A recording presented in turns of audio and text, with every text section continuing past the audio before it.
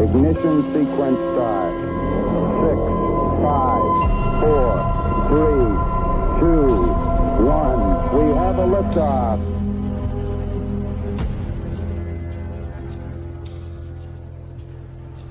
What's up, Doom Nation, and welcome back. You are listening to the Two Doom Men podcast. As always, it's Skaggs and yours truly, the Captain. And today we have a very special guest. Skaggs, why don't you introduce our good friend here?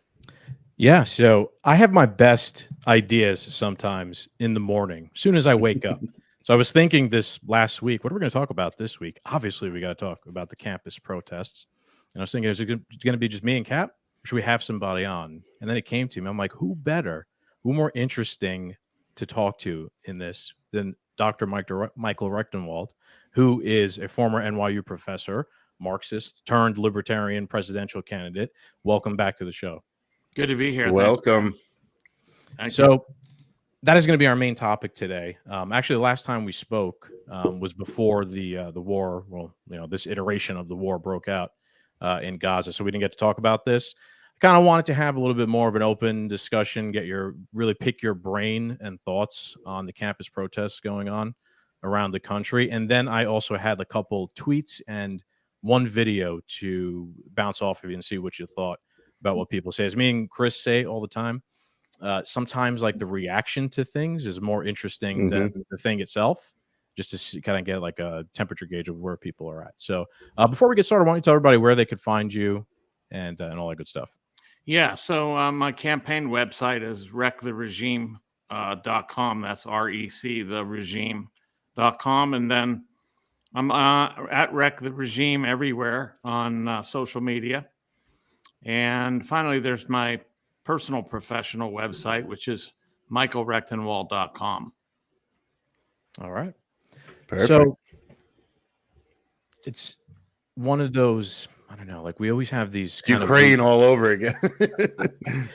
It's, you know, there's these cyclical things that happen in the news, right? But as everybody is aware now, I feel like this is the big topic of the last week or two, these campus protests. Right. I was having a hard time even when I was writing the description for this. What do I even call it? Because like if you're watching Fox News, it's pro-Hamas protests, you know, so I put pro-Palestine protest at the school. I don't, you know, other people, I'd say like a Tim Pool's calling it anti-Israel protests. It seems like everybody in their camp kind of has their own there's designation for it. There's a gaslighting name, like from whichever point of view you have. Yeah. What are kind of your just general thoughts so far on the whole thing?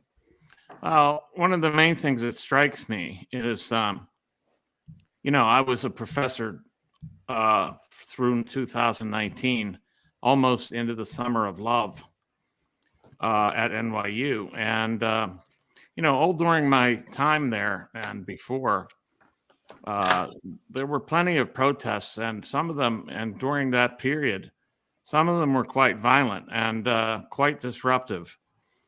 And they caused, speakers to be injured and, speakers to be no platformed and, basically shutting down speakers left and right. They also encamped and things like that. There was, I mean, even myself, I was Antifa NYC put a target on my back, threatened to kill me. Wow. Nothing happened to these people. So while it may be the same people or the same milieu that's protesting now, what strikes me is the hypocrisy here and the double standard. While those protests were like very violent in many cases and extremely disruptive, there was no consequences for any students as far as I could tell. There were certainly no major arrests. The police weren't called. People weren't hauled off in zip tags or Ziploc handcuffs, and none of that happened. So it tells me that this is a topic, this is an issue that you're really that is verboten. So it points to the fact that criticism and protesting against Israeli policies and the war is really out of bounds as far as this establishment is concerned. Yeah, it really is. It's been shocking to see the reaction from the police. Now, every place is a little bit different, but yeah, comparing it to, the BLM riots, I was working at the time in the Bronx and, saw some of the damage firsthand, and it seemed like they didn't do anything about it. But now I'm not going to say there hasn't been any instance of violence on any campus. I'm sure there has. But very little. Compared to the BLM riots, it doesn't seem, it just seems suspicious how heavy-handed they've gone in to break this up, or at least try in certain scenarios. Now, it hasn't been broken up completely, let's say, at Columbia as of right now. But yeah, it doesn't kind of pass my basic smell test. One was for an agenda. One benefited the agenda. The other one goes against the agenda. Yeah. Now there's also talk, that some of these protests are AstroTurf in the sense that they're being funded by Soros, etc.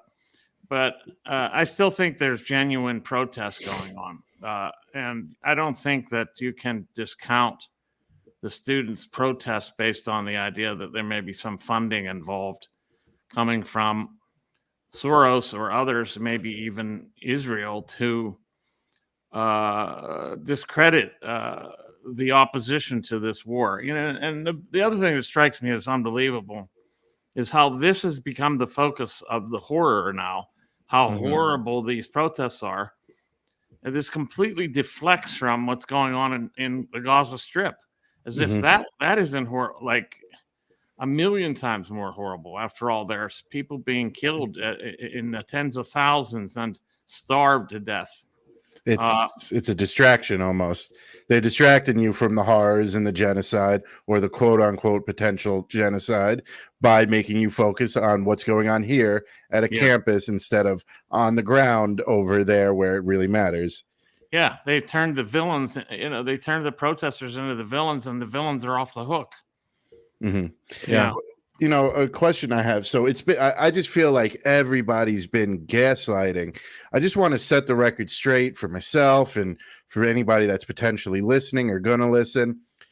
Are these protests pro-Hamas, or are these protests pro-ceasefire? Because those are two different forms of protest. If you're pro-ceasefire and anti-war, you got my full support. Yeah. If you're pro-Hamas and screaming death to America, I don't feel bad when a state trooper squashes your face.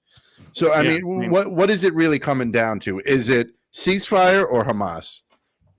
Yeah, I mean, look, there's contingents within it that are probably pro-Hamas, but I think that's way overblown. People are responding to this onslaught. We'll call it that so that we don't get in trouble for saying genocide. Okay. This Fair onslaught, or I call it a pogrom, really. Okay. And I think that's what largely the students are really protesting about. There may be some pro-Hamas people, but even in that case, frankly, look, there is no category in the United States Constitution or that's been decreed by the Supreme Court. There's no such category as hate speech. So you should be constitutionally allowed to voice so-called hate speech, even if it's anti-Semitic, frankly. Mm-hmm. Now, I don't think that's really what's going on, but it's very hard to. The state of Israel has equated anti-Zionism with anti-Semitism, and so has the U.S. Congress. They passed a resolution to that very effect. They've decreed anti-Zionism, anti-Semitism. So when you do that, when you conflate these two things, don't be surprised when people start saying anti-Semitic things. Yeah. Because if you're saying that anti-genocide or anti-war is anti-Semitism, then that means that Semitism is war and genocide. I mean, really. So I support the protesters' rights to protest. Now, of course, on private property, that becomes a matter of school policy. The thing is that they have not exercised their policies or implied their policies symmetrically, or they've conditioned the responses based on what it is that's being protested, and they're using this idea that Jewish students are in danger somehow. And I don't see it. I think that maybe they're in danger of having their feelings hurt or being assailed. Well, that's a crime. So yeah. But anyway, it's always shocking to see, the right wing become woke on this issue, and now it's them who is like, oh, people are saying mean things on campus, and we have to protect now this group of students from the mean things this other group of students is saying, and now the right wingers are saying that, when there was that was the left wingers previously. The right wing has been so self-contradictory and unprincipled on all this. You had the same people who've been decrying, and I was one of them for 7 years. I've been decrying the censorship and the use of safetyism and safe spaces to squelch speech. I've been decrying the use of trigger warnings on syllabi in universities and the no platforming of speakers. I've been talking about this for years, and so had a number of other people, former friends of mine. For example, Jordan Peterson and Gad Saad, who I still have correspondence with. They have become the antithesis of what they said they were for. In other words, now they're saying shut down these speakers, and I think they're supportive, and not just them. It's a whole slew of people like Mark Levin on Fox, and some of the things he's tweeting are just outrageous. Throw them in jail, take away, throw them out of school, take away their student aid, plaster their faces all over so they'll never get jobs. This is to vilify and ruin the lives of people for their opinions.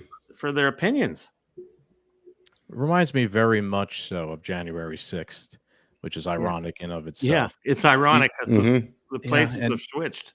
Right. Even, trying to parcel out that whole day, who was a Fed, who actually did, cause some violence and should have been prosecuted fairly. And then who was the grandma who stepped over a velvet rope by accident and got put in solitary confinement. 20 years. Yeah. And it is very disappointing to see, people who I, over the past couple of years, follow and thought they had really principled good takes on these things, now just throw that out the window since October 7th. But then again, that's why we're libertarians, right? We're right about everything, and we're the best. We have a divining rod. That's why. Yes, and again, this is why I want to talk to you, right? Because you definitely have a unique, interesting perspective on this. Kat, maybe we want to play the first video which is a little funny. Yeah, which is a little funny. And I almost thought this was satire, but yeah, as far as I could tell, this is pretty real, and this is pathetic. I mean, this is made into such a large topic. It's an election year, and we're at war, and we're funding all these wars, and here these kids are protesting, and they don't even know what's going on. Here, let's play this video. Let's play it and we can react. Yeah. This is NYU. What would you say is the main goal with tonight's protest? I think the goal is just showing our support for Palestine and demanding that NYU stops. I honestly don't know all of what NYU is doing. Is there something that NYU is doing? I really don't know. I'm pretty sure they're... Do you know what NYU is doing? About what? About Israel. Why are we protesting here? Palestine will be free! I wish I was more educated. I'm not either. Oh. I came from Columbia. I was there up at Columbia, and we came down. They said NYU students needed our support. So I came down. I heard there's lots of cops. Some people were saying it was getting dangerous. And what would you say is the main... All right, this one did go really viral. As like the point that they don't even know what they're there for. Yeah. Or what NYU is doing about this. They don't even know what the BDS movement is, for example. Probably. And I've compared it on. I've said on our show, Dr. Rectenwald, that like left wingers tend to agree with us on this issue, but for probably the wrong reasons. I don't think. Like we did an episode where we covered some of Scott Horton's work on Netanyahu's support for Hamas the past couple of years. Like, I don't think any of them have any clue about any of that, right? They're looking at this probably through the lens of like colonizers and white people and that woke crap. Yes, absolutely. But, they just happen to be right in the sense of in the sense that they're opposed to it. But I think it's accidental, really, because that's a good way to put it. That's the other part of this, is that many of these same people are probably in support of the war in Ukraine. And they also were in support of everybody being arrested that attended January 6th. They were in support of nothing happening to anybody, no accountability being held during the BLM protests. Right. It's all the same group of people. Yeah, it's the same people or the same milieu. I mean, some of them have grown up and moved on, I would hope. But, it makes it would be an opportunity to actually get in there and educate these people and to give them a principled, view, show them what a principled view is on war and on free speech, for that matter. Yeah, I don't disagree with that. I was thinking about the past couple of years with the war in Ukraine and how a lot of the MAGA crowd has been good on the war in Ukraine, or at least the supporters. Yeah. And now, like I said before, I'm disappointed now, but I saw that as, look, they are good on this and we agree. So like, let's do podcasts and talk shit about how the war in Ukraine is bullshit, and we could try and make points and things like that. I'm not against that in this, instance either. I look at it kind of the same way. Like, all right, these leftists, we probably disagree on everything, but at least they get this one issue. Maybe it can be a bridge to something more. Maybe, yeah. And then we expand the conversation out into the non-aggression principle. I mean, I don't think they really have a principled stance on anything. A lot of the things that they arrive at are through premises that they never even know exist. So there's all kinds of unspoken and unexamined premises that undergird their thinking. I don't even know what I'd call it thinking. They're sort of sheepish. More following, following of different different movements or different their takes on different events, all really conditioned rather than thought through. Do you think that this is going to last, or do you think with the upcoming kind of summer break is right around the corner here, it's almost May, that it'll peter out in the next couple of weeks and not be a thing? Well, I think the consequences are going to last for these poor students that have been, they're going to be, many of them will be expelled and suspended and lose time from their studies and not get credits and all that. But I think because the summer's coming, I don't see how it could sustain itself. Right. People going home. I don't know. I kind of feel like during the summer of an election year, we need some type of riots, and I feel like this is prime real estate to start a riot. But I understand where you're coming from with the with just people, college students being in college and leaving for the summer. Do you think the universities should be held accountable at all? Because I mean, they're look at what's going on at Columbia. They have an encampment there. Classes have stopped. It's finals week. People got to go back to Zoom meetings for studying. A lot of these kids a few years ago didn't get to graduate because of COVID. Now they're not going to get to graduate because their fellow classmates think they're Hamas terrorists. Yeah, I mean, those universities, I think they need to be completely overhauled. I've been saying this for years. Mm-hmm. They don't have any principles either. Most of them should be basing their policies not on wokeness and social justice and equity and inclusion, but rather like a classical liberal view at the least, right? So, I've been writing about this for years, going back to my book Springtime for Snowflakes, in which I talked about how the universities took a really bad turn and a wrong turn at that, and a hairpin turn in which they became extremely censorious, and also they propped up a particular dogma rather than being impartial towards different political views. I think the university should be impartial where politics are concerned, but they haven't been. And now they find themselves enforcing a politics, in favor of Israel, or else, because they're getting letters from Congress, they'll be hauled in before Congress if they're not lucky, and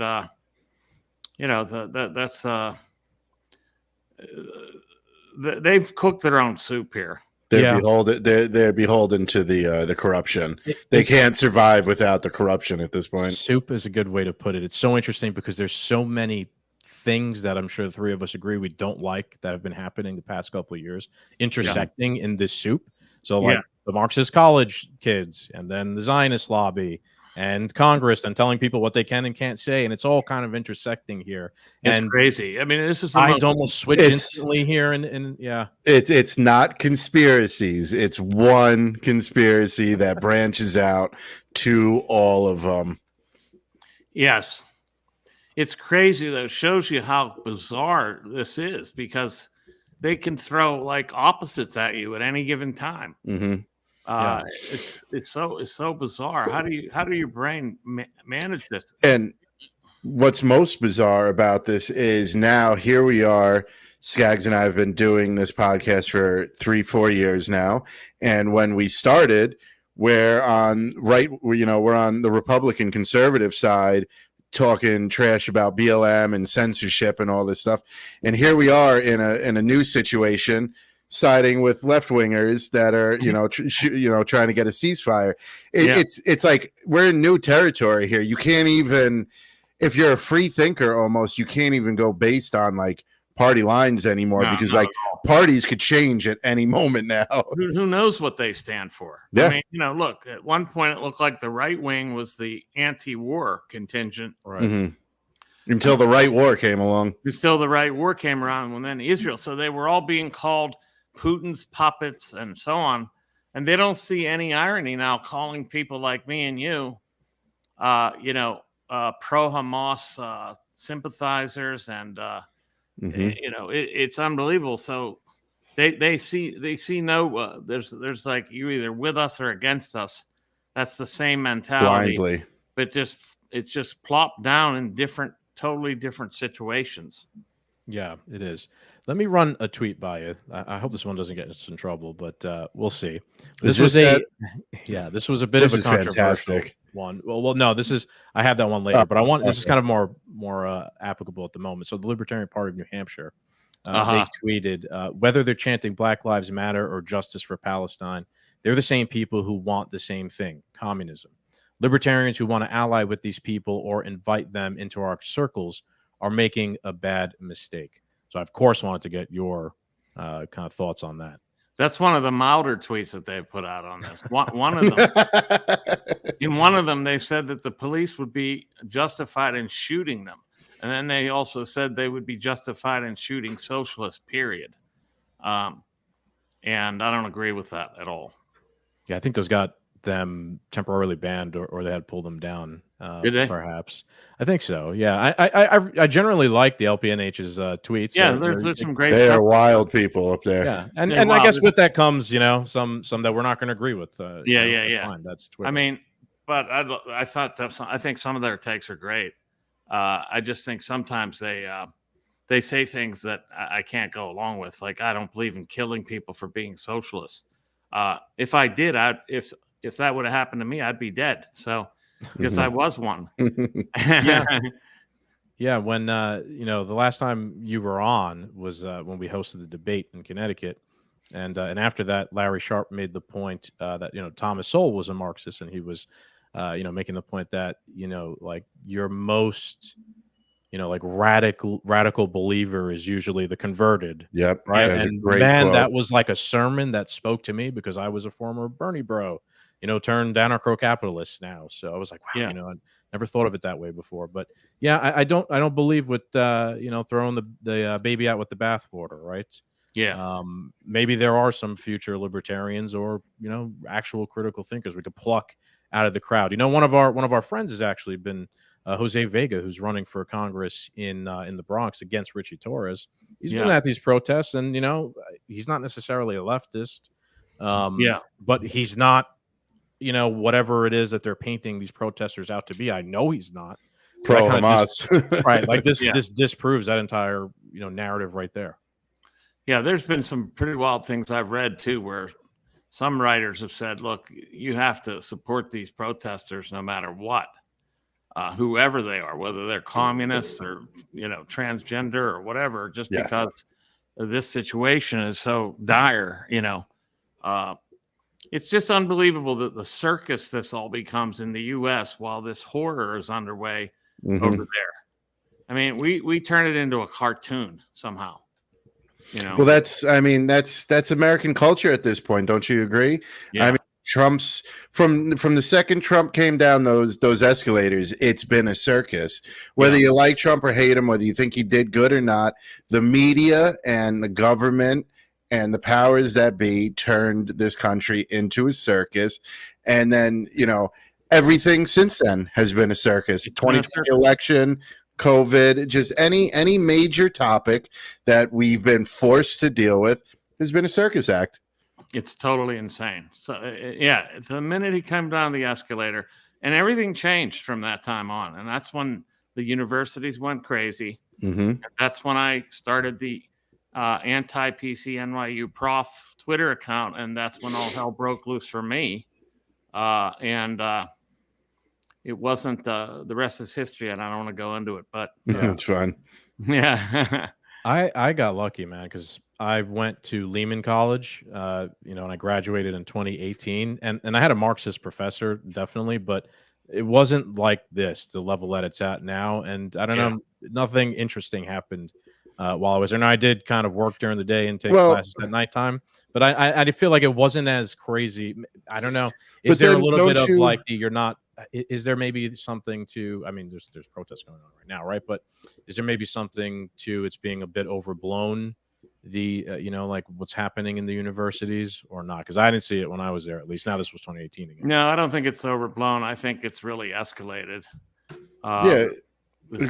Sorry. The circus is in town, as Bob Dylan put it, back on Highway 61, I think, or in that album. But anyway, the point is, since Trump came on the scene, the whole left went insane. And then the establishment used Trump as a foil to get the whole left consolidated behind them. And now this seems to be the first time that the left, or the student left anyway, has departed from this establishment. And that's what's going on. And that is very interesting as well. But to just to circle back to the point about Skaggs, when you were in school, I mean, you said you had a Marxist teacher, correct?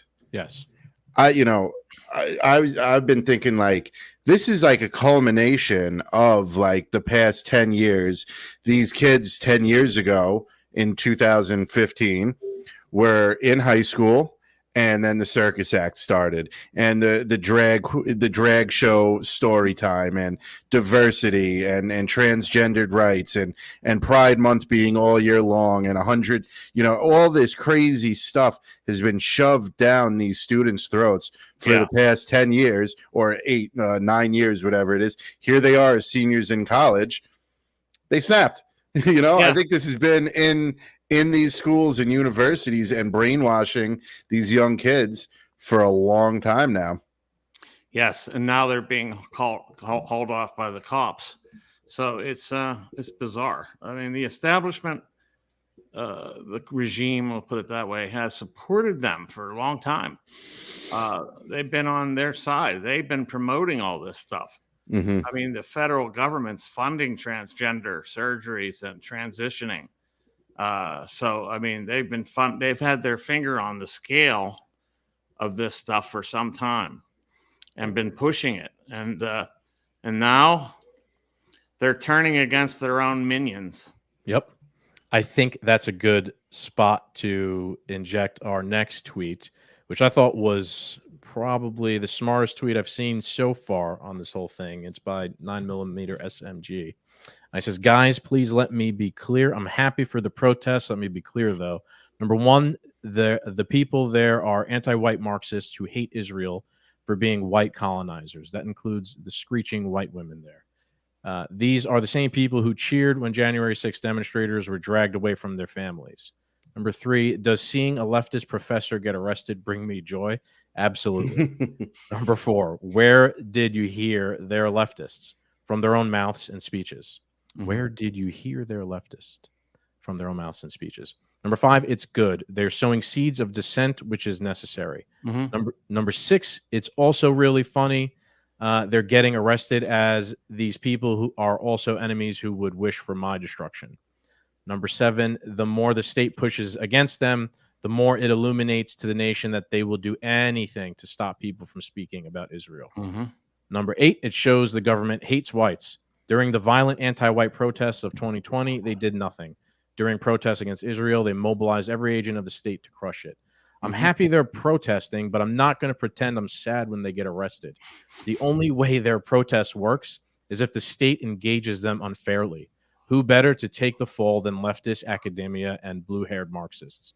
Learn nuance and think for more than 30 seconds ahead of time. It's great they're protesting. It's great the police look like Israeli slaves and are responding in force.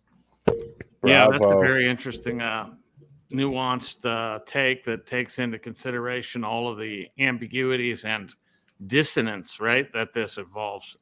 This involves a lot of cognitive dissonance for people that think this way, that are opposed to the war, but also the left has been terrorizing this country for, 7 years at least.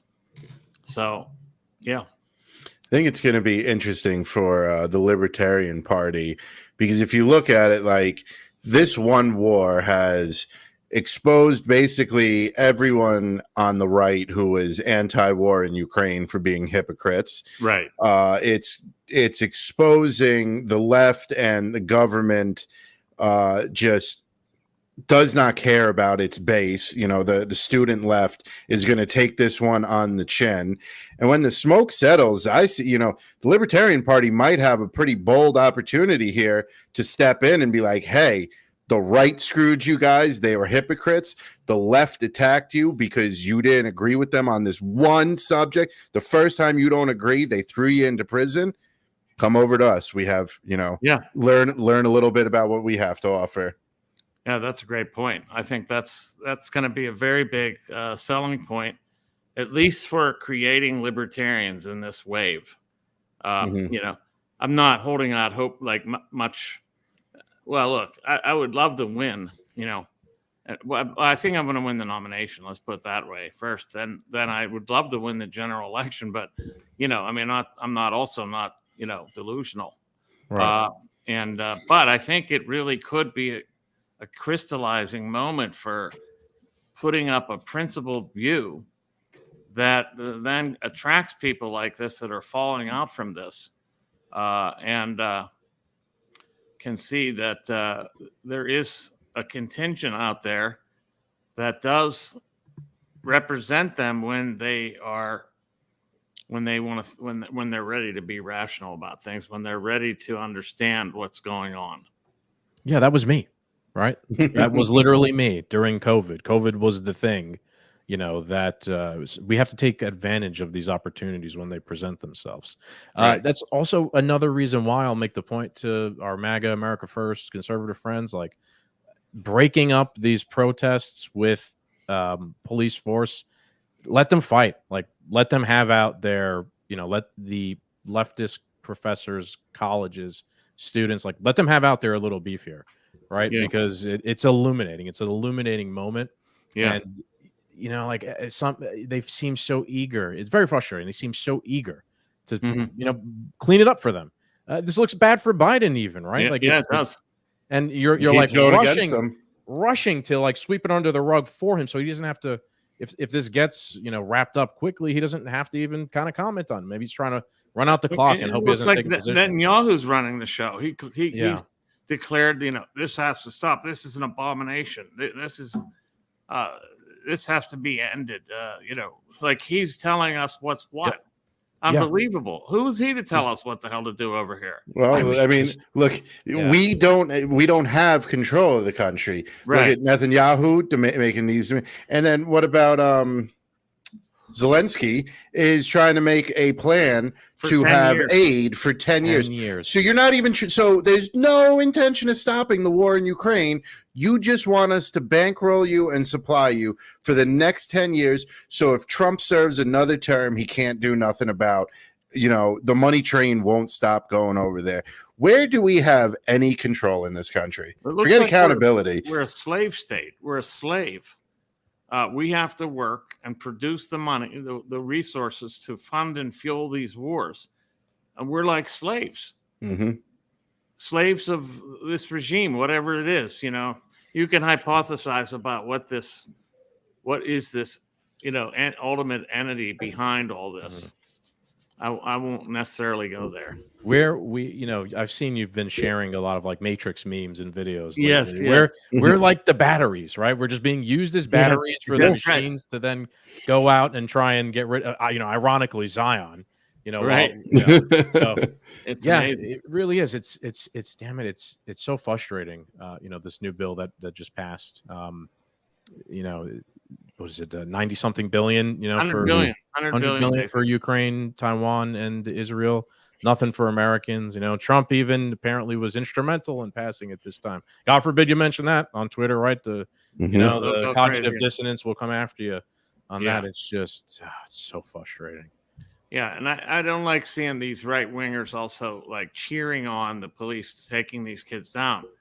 I mean, I got to say, I hate the state. So whenever they do this, I got to say my reaction is visceral against the state for what they're doing.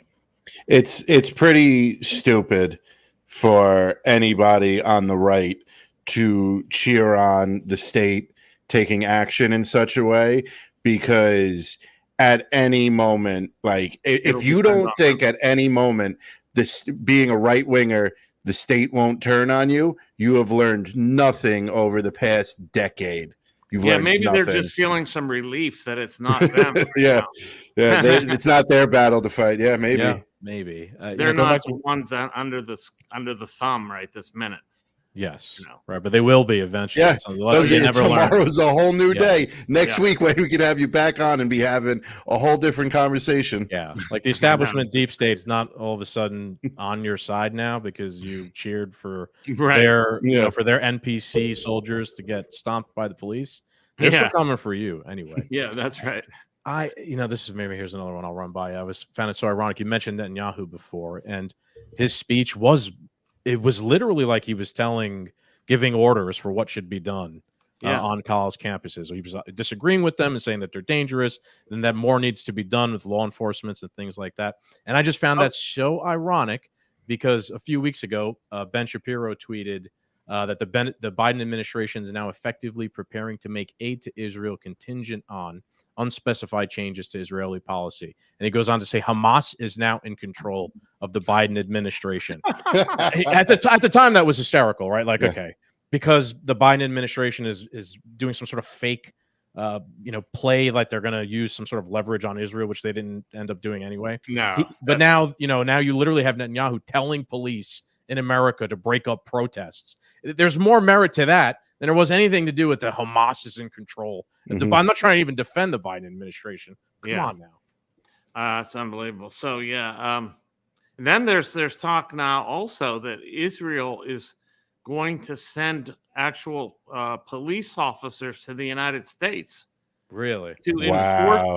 To enforce anti-Semitism codes, or not, anti-Semitism codes, I guess, or codes against anti-Semitism in college campuses and elsewhere. So we may have Israeli police on the street. So an American citizen is supposed to listen to an invading force. Is that what I'm being told? Yeah, absolutely. All right, well, let's get the bunker and the ammo, boys, because we got a lot of work to do if that's the case. If that does happen, the irony, I could already see us having a future conversation, the irony there, because the right-wingers have been making a big deal about the Chinese police stations in America. Yeah, the Chinese, and imagine they'll actually be Israeli police in America. Yeah, right. And they're like, this is great. They're going to arrest the leftists and all this stuff. And then China will show up. Yeah, China, they've been using China as the boogeyman for so long. It's ridiculous now. Friends of mine make a joke about that. It's the Chinese. It's the Chinese, The CCP, they're going to get you, And meanwhile, our own state, and it's, and the dog really is being wagged by the tail of Israel big time. Yeah, without a doubt. All right, let's switch gears for a second here. You are running for the Libertarian Party nomination, and we didn't get to talk to you last time about this war in general because it hadn't started yet. What should the president of the United States do in regards to this conflict, and why? Well, it's very simple. We must absolutely end all funding and arming of this conflict altogether, and the one in Ukraine. That's the whole thing. There's no real other stance to take. You don't need to analyze the whole history of the Middle East. You don't need to analyze the history of Ukraine going back to the Maidan coup. I mean, it helps to know it. But the bottom line is just cut all funding and aid and military and arms, period. And because we're enabling, even from the standpoint of Israel's existential predicament, we're actually enabling them to endanger themselves pretty severely. Yeah, I agree with that. Like their kind of reckless behavior that they have our backing to behave recklessly, then draws more ire on them, which makes it more likely that perhaps other enemies in the region might gang up on them. Which means we have to we may have to enter into support them again further. Yeah. A negative feedback loop in a sense. Yep. Yeah. Well, the one problem for Israel, though, is if Israel stays on this path, eventually all these college students will be the ones in charge. And these college students will turn Israel into a parking lot. Yeah. Yeah. That's self-fulfilling prophecy right there. Yeah. Let's see. What do you think that... So do you think that, I know you're saying to pull funding, which I agree with, of course. That's like our leverage to kind of, over Israel, definitely. Although they definitely hold leverage over us in terms of campaign financing and things like that. Yeah.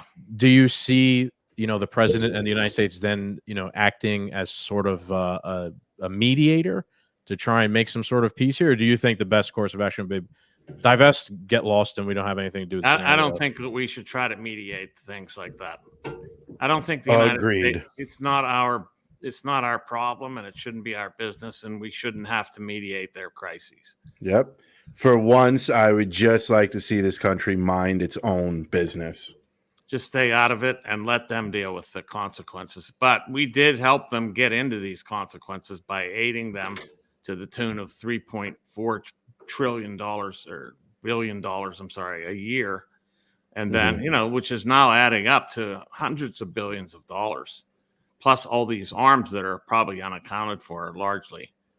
Who knows how much military, how much arms we've sent over there, just endless shipments. It's been going on for like 6 months now. These new endless shipments of arms. And it's getting us into hot water all over the place, getting our ships fired upon in the Red Sea and elsewhere. It's just unbelievable. So I think that's the key. And then the other thing I would say is, besides cutting all funding, well, I can't remember what I was going to say, actually. Something about... That's right. Do you think that, see, the way I kind of look at it, let me bounce what I think. Now, and I, of course, agree with divesting from the scenario, but then I feel like you still have some leverage to be used in the scenario. And if you're going to try and, this is something I'm always trying to like warn conservatives, is that you're setting the conditions for blowback to occur on America later. Right. Which I do not understand. I feel like you can then use your leverage to cut that off at the pass and prevent the blowback from happening. Because I don't know, I feel like if we just divest and bounce and just leave, the people in the region are still going to hate us for having facilitated this. Yeah. But if we stay and use our leverage to try and force a two-state solution and a peace deal, and then once that's accomplished, issue an apology. Sorry. The adults are back in charge now in America, and we apologize for what our insane government did the past 75 years. I don't Perhaps mind that might cut off at the pass, blowback in the future. Yeah, I don't mind apologizing for the terrible destruction we've wrought for the CIA. In the Middle East altogether. Millions, millions plus people in Iraq and Syria and Libya and on and on and on. It's just an outrage. So pull funding, pull the troops home from the bases, basically get into only self-defense, and then, get ready for the Chinese. The boogeyman. Yeah, we gotta start having kids here and raising them right. That's another important thing. That's another thing. Quit funding abortions. Okay, which is what we're doing. We're funding abortions, and now we're headed into a demographic population crisis. I mean, there's a serious population crisis afoot, where we may be risking the very civilization that we depend on.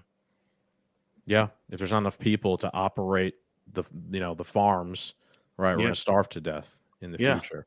Yeah, but nobody wants to operate farms to begin with. That's the problem. That's a whole another set of problems. Yeah. Here's another thing that I just saw today. So we made a clip of Matt Gaetz. He was questioning Lloyd Austin in Congress today about the pier coming into Gaza, that the military is building like a relief pier. What are your thoughts on? I think it's insane. What are your thoughts on the Gaza relief pier? It's ridiculous. First of all, the only reason we need to build it is because they're not letting shipments through. They're letting some through, but they've blocked shipments and they've killed people that are, manning the shipments. So that's the reason they have to do it. Also, I think, and I said this when they announced this pier, they're going to use it for evacuating Palestinians out of there. And bringing them here. Somewhere, yep. Yeah, I think actually, Chris, I just sent to you before we started the episode, I think it was Colin Rugg shared that Biden administration's in talks to offer some sort of, like to bring Palestinians here. I have it right you here. Have it there? Yeah. Colin Rugg, breaking. President Biden is considering bringing Palestinians from Gaza into United States as refugees, according to CBS. I mean, my great replacement conspiracy is just rolling down the street now. It's unbelievable. So we're going to also support the people that they displaced and made homeless and, and pay for them. And set them up in the nicest hotels and give them food and all that stuff. And then we'll still fund Israel. So we're gonna fund Israel to destroy them, and then we're gonna pay for the refugees. Yeah. So we're on YouTube, are we? Yes. Yeah. I don't know if this is out of bounds, but we're Israel's bitch. Let's be real. Yeah. Do you think that Israel might be like the Israel lobby might be kind of? That was the other thing I wanted to mention is that we should make AIPAC they should be registered as a foreign agent. Yeah, without absolutely. a doubt. Yeah, I mean that's Do you think that they might be behind, or at least want that sort of policy to be passed? Like, I don't know. Like again, I don't know if I'm going to call it a genocide. I think that the way I look at it is, I feel like, the Israeli government, they'd be happy if they just get the fuck out of here. Like, we don't need to kill you all if we just ship you out in a box. And I think they wanted to devastate them so that they don't have any hope or prospects for returning to their homes, because there's nowhere to go. Those places are gone. They're demolished. It's rubble. So I think they do want them evacuated. That's what they really want. Right. They'll settle for that. Right. I don't think they want to kill them. Well, as long as they get to take over that land, however they do it, they're going to be happy. Yeah. Right. That's why at the start of this whole conflict, places like Egypt was like, no, we're not taking any refugees, because that's part of the plan. Just get them out so they could so Israel could take over the land. Yeah, absolutely. And then there's talk, about the Ben Gurion canal that they want to put through there. Plus, it's rich in natural gas, and off the coast, very rich in natural gas. So there's other economic motives going on as well. Yeah, without a doubt. Dr. Ruckman, we have a couple minutes left here. I thought with the convention coming up right around the corner in May, there might be a few people who are delegates listening to the show. I thought this would be a good opportunity. Why don't you make your final pitch so close to why they should vote for you as the LP nominee over the other candidates? Well, because I mean, what we need, and the LP needs to be represented by a program of maximum liberty, and that means we need to set the North Star of toward anarcho-capitalism. Totally, that has to be our North Star, and our path to get there is through decentralization. I'm the boldest candidate. I have the boldest messaging. I would have the boldest messaging in the public square. I'll get the most attention out of any of these candidates. I have the most reach because I have the broadest appeal outside of the Libertarian Party. I've been on all those platforms. Tucker Carlson 4 times. I don't even want to go down the list. I mean, I've been on every show on Fox News, except for the news breaks. And so, and a whole host of others. I don't even want to run down the list, but so I have the boldest messaging. This isn't a time to be talking about limited government. I mean, that's not going to excite anybody. We need to talk about demolishing the state altogether. We need to run on no matter what you think of Malay, whether you think he's a phony, in bed with Israel or whatever, a Zionist shill. The messaging of anarcho-capitalism worked there. That's the messaging we need. And I'm the only candidate representing that. Do you think that the convention is too late? It's too late, in my opinion, but I think it should have been earlier. I think that the primary season, or whatever you want to call it, should have been shorter. Yeah. Should have been less debates, less travel. Should have had maybe regional debates, and brought it in sooner. Had the nominee earlier, given them a longer running space towards the general election, get more attention. We're not going to have somebody till May 26th, I think it is. And I think it's going to be me. But yeah, we should have had it earlier, but I'm not. Well, the good news is nobody else is campaigning, so you'll have a leg up starting late May. Yeah, that's true. Nobody else is really campaigning. Well, you got Kennedy and you got Trump doing something. Trump's just making appearances in New York, and at this point, Kennedy doesn't count.